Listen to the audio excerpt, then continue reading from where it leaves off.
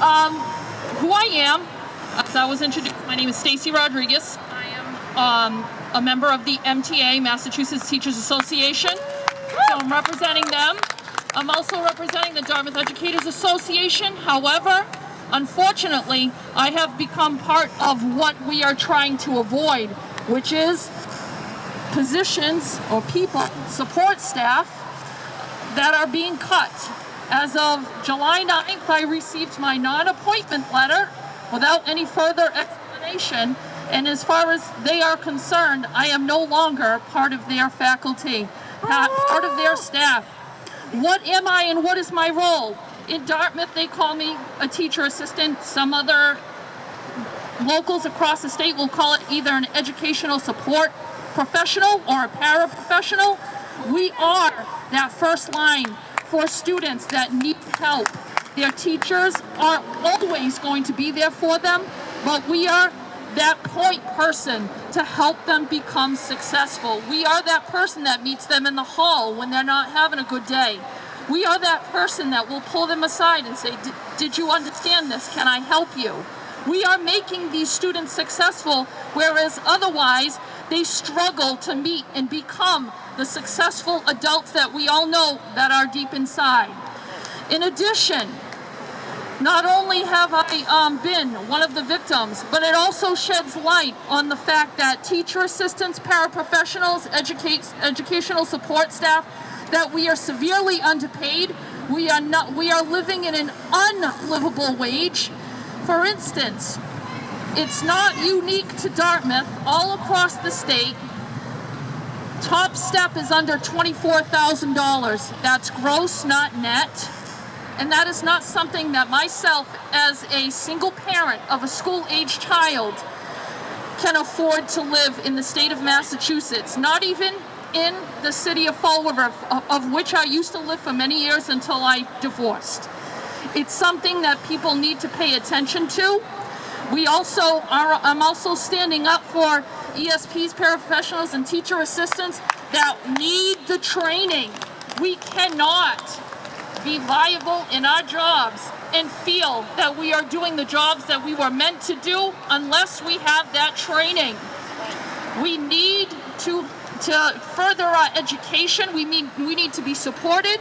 And in addition, I know I speak just from personally having gone through this experience, but just to give you a little background of this, I started teaching 20 years ago. I was a classroom teacher for 13 years. Every single year, I received a pink slip. Every single year. With the exception of the last few years when I was a teacher assistant due to the role that I had. But unfortunately, COVID has obviously proved to be a job loss insecurity for me, which is going to continue to be a housing insecurity, a food insecurity. Not only that, the job market in the upcoming month or whatever I have left to find a job is grim. It is grim. There are districts that are not considering the fact that teacher assistants can be utilized in a positive way, and instead of giving us that kind of plan to make us be, to continue to be that effective role model for our students that need our help, they would rather furlough us or just flat out get rid of us. Case in point, I don't know if you all remember, but in the beginning of April, Westport Community Schools, just down the road, they furloughed approximately 100 staff, and almost all of them were teacher assistants. This is going to happen across the state, and from me being also a parent of a school-age child, if my son or daughter needed that person, even to keep in touch with, because we weren't allowed to do that, even to reach out by email, how you doing, how can I help you? We're there to help those students. We're not there to make them feel lost and feel alone. When I was in my job in May, the end of April, beginning of May, I was part of a team of people that were doing parent outreach, calling parents saying, hi, Susie or Bobby has not logged in the last 5 or 6 weeks. Would you mind letting them know that they haven't? The stories I heard some of them were gut-wrenching. One particular person that I talked to on the phone, a parent, explained to me that a good friend of hers is an essential worker in an area hospital, and her son, high school age, was fearful for his life, fearful for his mother's life. School was not a priority. He refused to leave the house, would only go outside to get food from this good friend that I was talking to on the phone.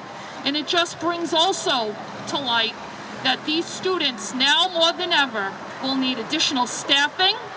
They're going to need absolutely the support in the social emotional piece, because people seem to forget that. It seems like right now the media is just focusing on getting those students in the building. I'm sorry, but one life lost by either a student, someone in their family if they bring it home, a teacher, a staff member, it's not worth it. We need to come up with a better plan. We don't have to be in the building the day one of school. We can phase it in. If we can phase everything else in the state, we can phase in back to in-person schooling. It's something that everybody needs to pay attention to. We shouldn't have to be the guinea pigs to figure out what's going to happen if we have a lot of people in a small area. So please pay attention to that. Please fight for that. I'm here speaking also, and I will just say this quickly.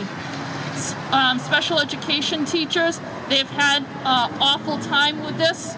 Regular ed teachers, awful time. It has not been consistent from district to district. And just to add in addition, higher ed and our public universities are going to face drastic reductions in staff, which for me, my daughter is going to be a freshman in college next year. So I see it from both ends, K through 12 and higher ed. She needs our help as well, so does every other kid that deserves to have a good experience in college as they become that successful adult and productive citizen in the United States of America. Thank you.